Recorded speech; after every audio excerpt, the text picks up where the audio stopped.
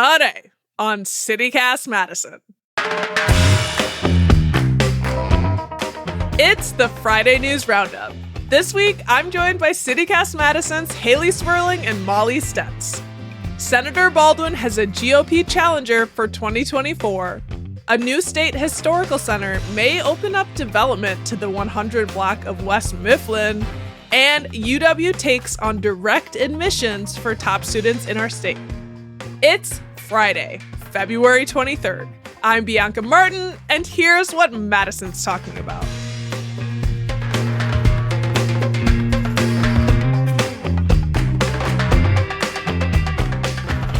All right. Welcome to the Friday News Roundup. Fake spring has sort of sprung, at least in my world, and politics are a swirl. We had primaries. Some folks had primaries this week. Politics are on the mind, and we have plenty to discuss. Joining me today is the leader of this here podcast, Molly Stentz. Hello. Hello, hello. And our fearless newsletter editor, Hayley Sperling. What's good? Howdy. All right, kicking us off this week is me.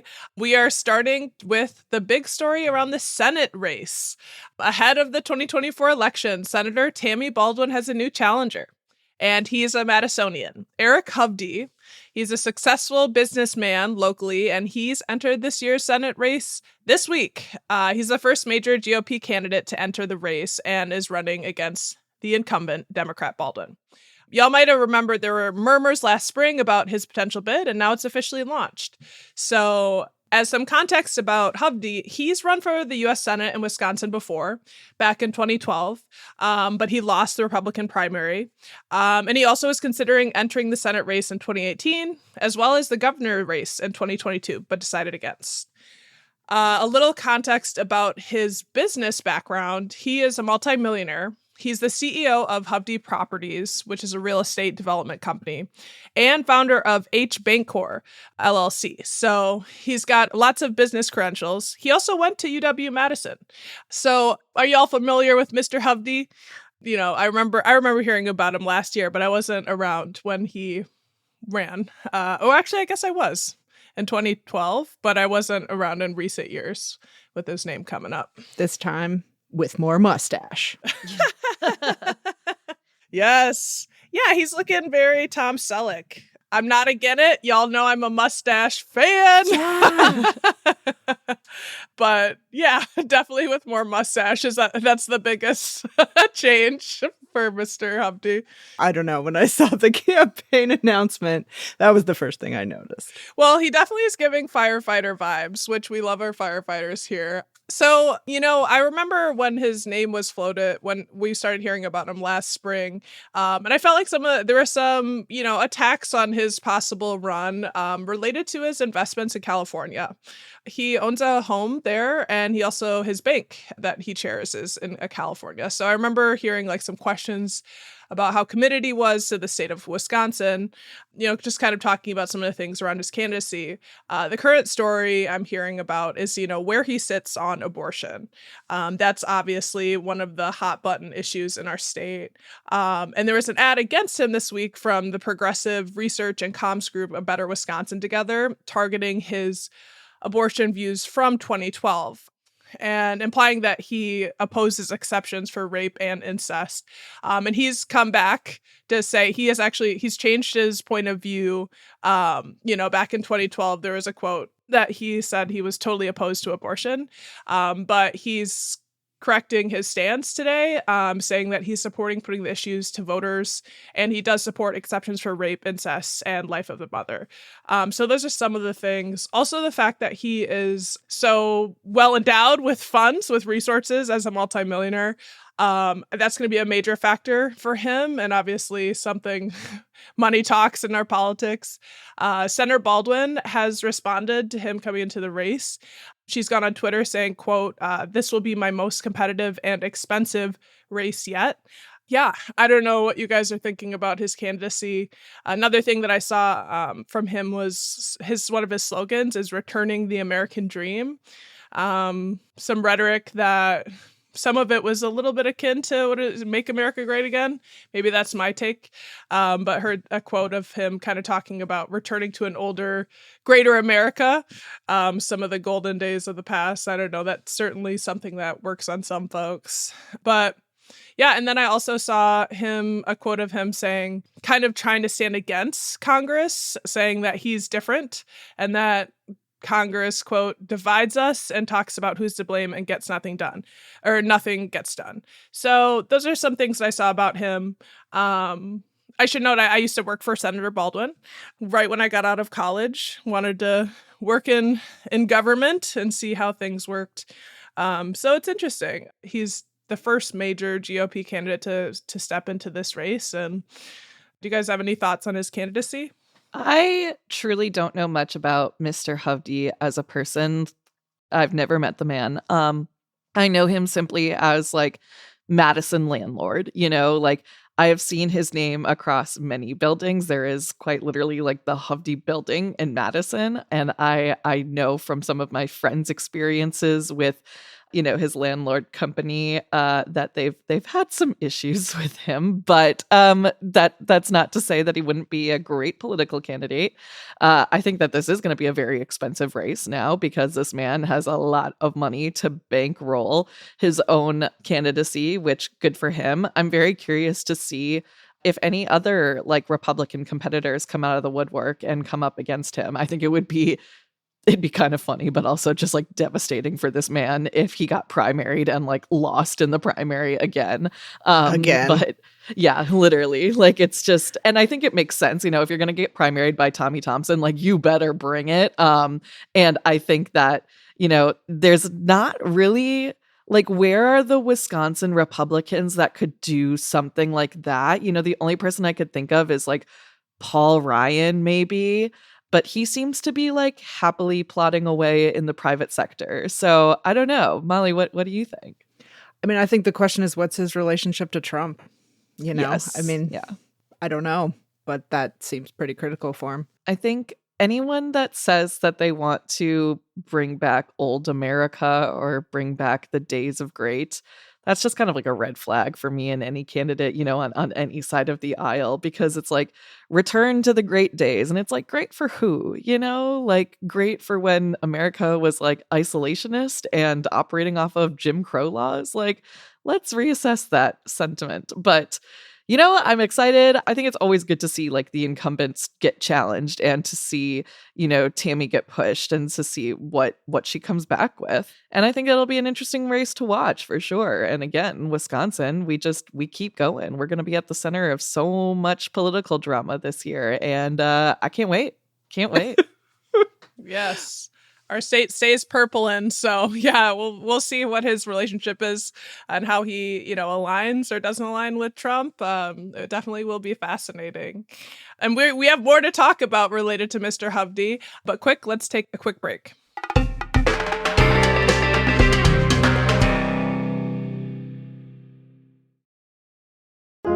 It's February, folks, and in case you forgot, we live in Wisconsin. Although it's been an unusually warm winter, we still need to prepare for slippery and icy roads. Attorney Z. Usman with Usman Law wants to remind you of some of the winter rules of the road to help keep you safe. So remember, accelerate and decelerate slowly. Don't follow any car too closely, avoid using cruise control, steer in the direction of a skid, and don't stop when going up a hill. If you are in an accident, call Attorney Z. Usman. He's handled hundreds of insurance claims and can ensure you get everything you are owed. There are no upfront costs and no fee unless he is successful. Also, pro tip, don't negotiate with the insurance company on your own. Go visit MadisonAccidentLawyer.com to schedule a free call with Attorney Usman. Speaking of Hovde properties, one of Madison's old downtown blocks is gonna get pretty fancy.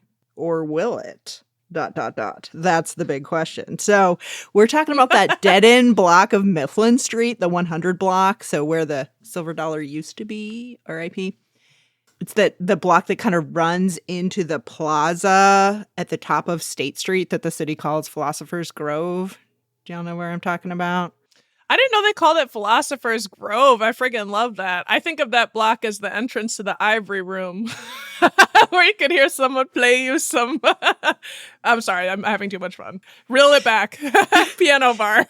Yep, like Cento across the street, Teddy Wedgers kind of on the other side. So this is the block between the Capitol Square and the downtown public library. And I mean, you'd be forgiven if you weren't like, what's there? Because what's there is some century-old buildings, one-story buildings with these like cool terracotta facades, but there's no stores or places that we would like. I've never been in those buildings. They look cool from the outside, but I have to admit, I was like, 100 block of Mifflin. What is there? I had to look it up. So what's happening is that Hovde Properties is proposing to demolish 5 buildings on that block. And it's something that he has asked the city permission to do before. And the city was like, nah, because we don't know what you're going to do with it. So he has to get permission in order to demolish these buildings. But he hasn't really said what would go in their place. And that's kind of been the issue.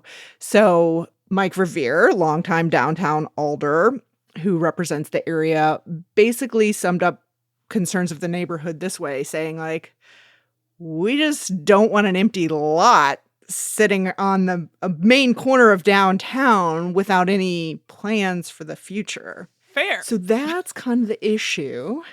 And so you might be asking like, okay, well, so we tried this once before and the city said no, but what's different this time? Well, what's different is the Wisconsin Historical Society. They are remodeling, creating a whole new gorgeous, fancy historical museum that would be right adjacent to this property. And they're going to need to demolish their property in order to build the brand new fancy museum right on the Capitol Square. So Hovde's bid is like, hey, in order to facilitate that demolition, you might need this area as like a staging area for construction. Let me help you out. Let me demolish the buildings. Okay, please. Thanks. Bye. And according to WKOW, they reported this week that it's going to be before the Plan Commission on Monday, this application for demolition. So that's what's up.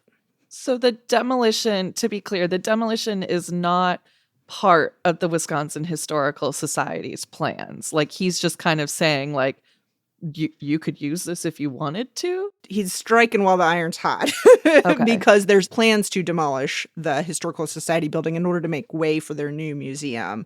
And he's saying like, hey, wouldn't that be good if I could demolish these buildings next door at the same time, because that could be helpful. Okay. So he still hasn't said what would potentially go there. I mean, you could see why he would want to do it, right? Just like get those buildings out of the way, get everything ready for a development to go in there. But the big question is like, what would go in there?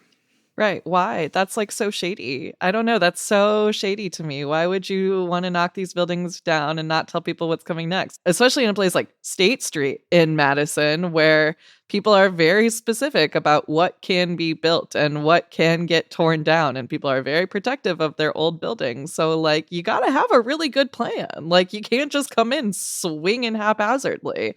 I don't know why anyone would think this is going to work. I don't think this is going to go over well at the Plan Commission. I think they're going to eat this up. So this is my question to y'all is like, what should go there? What would be cool for that block of downtown? I mean, housing. Laser tag. No. Laser tag. I mean, my first thought is like, are those buildings like really cute and historical, or are they like kind of mangy? I don't know. I'm trying to remember. I'm looking at the outside of the Silver Dollar. Because I mean, I was just in DC last week. Thank you guys for holding down the fort. And frankly, I just was so excited and loving like the old buildings and like how they really keep the character of the city. And so I love an old building, but are they worth keeping? Yeah, that's a what question. should go there? I mean, We like food on this on this podcast. I think we need a roller rink. You guys know I'm always trying to have fun. Or how about some a resource center for people? That's like a place I feel like there are a lot of folks who need social resources. That would be a very central space. Yeah, I think that's a great idea, especially because like Philosophers Grove has been kind of like a hot button issue in the past few years. Like they've had some like talk about like hostile architecture being put in there to kind of like keep people from congregating, and the city says it's about creating safe environments and whatnot, but like is it really helping people? Like not really. But yeah, putting some sort of like actual social resources there, I think that would be huge. That would be a definite game changer. It's a huge block of downtown that there hasn't been a whole lot going on in. I mean, you got the Overture Center right there. You got the library right there. You got the Capitol Square, State Street. Great location. Very walkable, bikeable, busable. Yeah. Ideas needed. That's our new job. We're coming up with the development ideas for the city of Madison. I'm claiming it right now. Here, CityCast Madison. Yes. We're taking your ideas. Yes. So we'll see what happens at Plan Commission. But I heard there were also some big moves happening at UW with admissions. Yes, there are. So if there are any high schoolers out there, hello fellow youths, or probably more appropriately any parents of high schoolers out there, this is a big story for y'all. So this week, Governor Evers signed a bill into law that will grant Wisconsin's top high schoolers direct admissions to the universities of Wisconsin, formerly known as the UW system. So under this new law, seniors in the top 10% of their high school's graduating class would automatically be admitted to any UW school except for UW-Madison. But then seniors in the top 5% would be guaranteed admission to all UW schools. So that includes Madison. So you guys might remember this bill that was part of the package that was drawn up by the legislature recently that finally helped unlock pay raises for UW employees at the cost of pretty much slashing DEI funding and initiatives across the university system.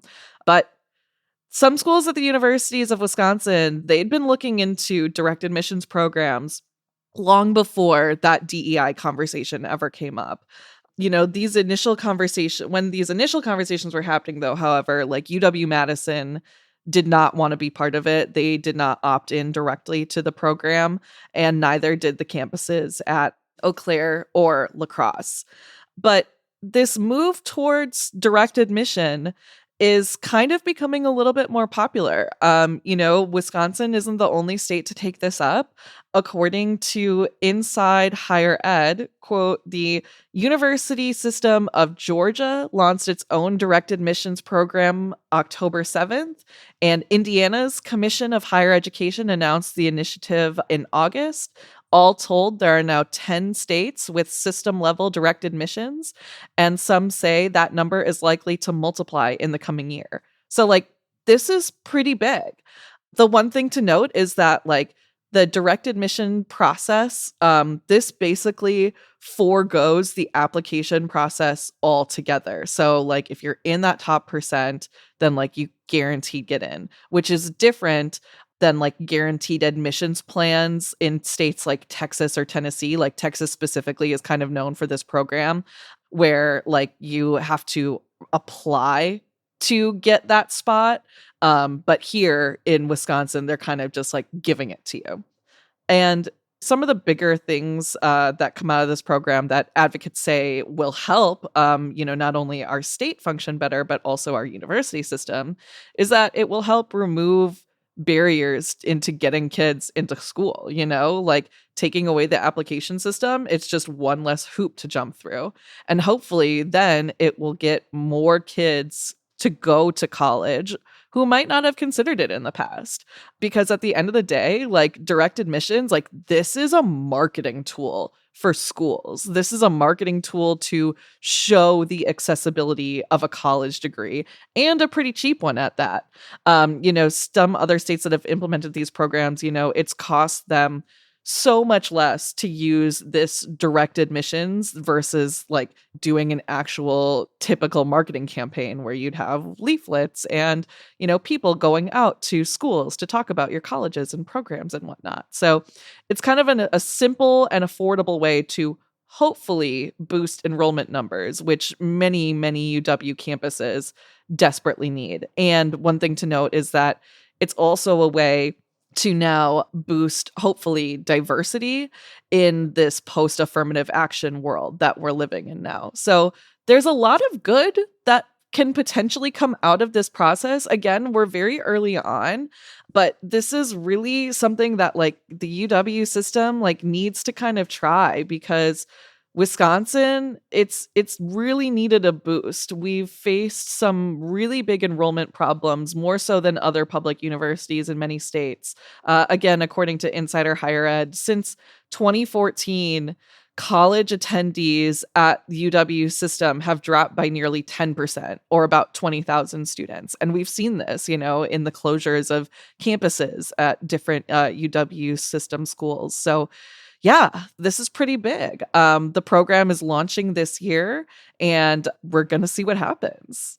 Do we think it's good? I guess I'm still I'm grappling with how it's going to change the composition of the student body and like how many seats there are and what that means for the students that want to go to UW but maybe aren't in that top 5%. Like, what does that do to their chances? Yeah.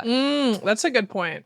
That is an interesting question that we're kind of going to have to see play out. And I am curious to see, too, if, with the implementation of this direct admissions program, will we get a deeper look behind the curtain that is the very, very opaque admissions process at UW-Madison especially, but like just kind of schools in general. I think that they're hoping, especially for, the other system schools, not UW-Madison, that this is kind of just like streamlining the admissions process. Like they're just going to basically be admitting students that they were going to be admitting anyways, and they're just taking away the application. They're just like, here you go. Like if you had applied, you probably would have gotten in anyways. Like let's just make it official. Yeah, my instinct as someone who, went to Wisconsin schools and like actually I was like, I want to go to UW-Madison and I have to try to get in. My first thought was like, wait a second, people are just going to get an automatic in. And then I did the numbers and like I went to Baraboo and my class was 230 people. And when I did like, what's the top 5%? It was the top 11 students. So I was 13. So I still would have had to do my work and try. So it's still competitive. I guess that was something that was on my mind. And then you think about the people in the top 10, some of those kids are going to go to Brown. They're going to go to different schools. Right. So I do like on a deeper thought, like, oh, this actually might help diversity, like get into your top 10. Yeah, this is interesting.